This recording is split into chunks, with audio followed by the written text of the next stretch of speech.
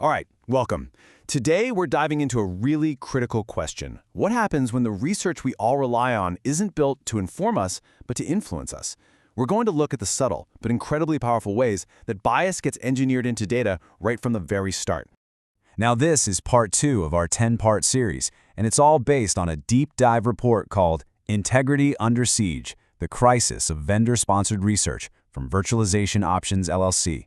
Today, we're zeroing in on Chapter 2, which, let me tell you, really pulls back the curtain on the tactics used to bake bias into research before it even sees the light of day.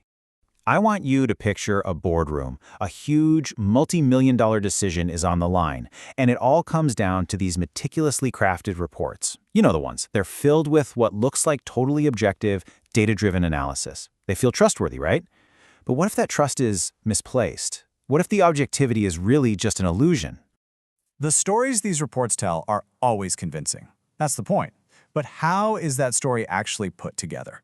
I mean, how does a supposedly neutral analysis get turned into a powerful marketing tool? Well, the process is as clever as it is, well, pretty unsettling. So, where does the bias really creep in? It's easy to think it happens late in the game, right? Maybe in how the data is presented. But the report we're looking at reveals something way more subtle. The influence starts much, much earlier. In fact, it's there before a single data point is even collected. And that leads us to the first, and honestly maybe the most powerful mechanism of bias, shaping the questions themselves. It's a pretty simple principle when you think about it. If you control the questions, you pretty much control the answers. Okay, so here's the playbook. First, a sponsor will make sure the research prioritizes questions their product is just perfect at answering. Simple. Next, they can just defund or ignore topics that might expose some flaws. They just systematically avoid asking about any known weaknesses. And for the final touch, they frame the entire problem in a way that makes their solution seem like the only logical choice. From the get-go, the game is rigged. But setting the questions, that's just the beginning. The influence definitely doesn't stop there. So now, let's pull back the curtain on the specific tactics that get used during the research process itself. And they're all designed to make sure the final report aligns with the sponsor's goals. First up, we've got a classic tactic, cherry picking. And it's exactly what it sounds like. You don't let the data lead you to a conclusion. Nope. Instead, you start with the conclusion you want, and you go out and pick only the data that supports it, while conveniently, sweeping anything that contradicts it right under the rug. For example, the source material points to this one report that blasted out a headline saying 88% of businesses hemorrhage IT costs. Just think about how effective that is. It's super alarming, it's really specific, and boom, it instantly creates a crisis. A crisis that, what do you know, their product just so happens to solve. It's a perfect example of a statistic being weaponized for marketing. But beyond just cherry picking, there's an even more direct way to control things, the contract itself. It usually works in 3 steps. First, researchers have to submit their drafts for pre-publication review. Second, during that review, any findings that are, let's say, inconvenient get softened, rephrased, or sometimes just deleted. The goal is to protect the brand. So by the final step, what we, the public, get to see is a totally sanitized, sponsor-approved version of the truth. At this point, you might be thinking, okay, so one report is biased. What's the big deal? But the report from Virtualization Options LLC argues that the cumulative effect is absolutely staggering. When this happens over and over and over again, it doesn't just influence one decision, it fundamentally skews the entire public record of our knowledge. And this visual, wow, it makes the result crystal clear. It shows what typically happens to sponsored research findings. Just look at that first bar.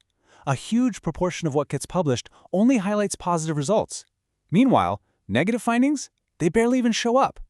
The outcome is a totally distorted public landscape, creating this illusion that these technologies are basically flawless. The scale of this influence is massive, especially in really critical fields like artificial intelligence. The report points to a pretty stunning figure.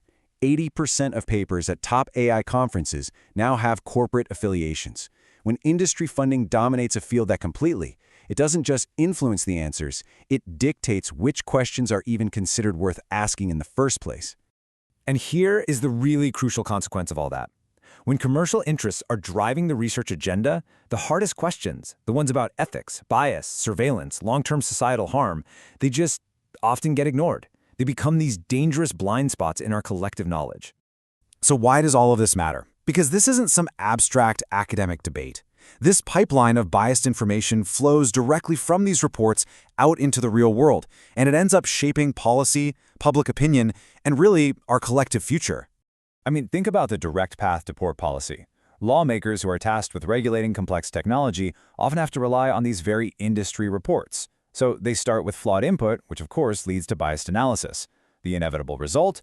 Poor policy. Regulations that are ineffective at best and sometimes actively harmful at worst.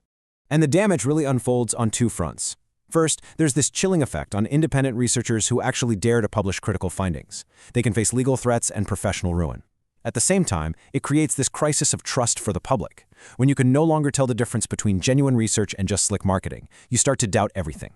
And that creates fertile ground for misinformation to just run wild.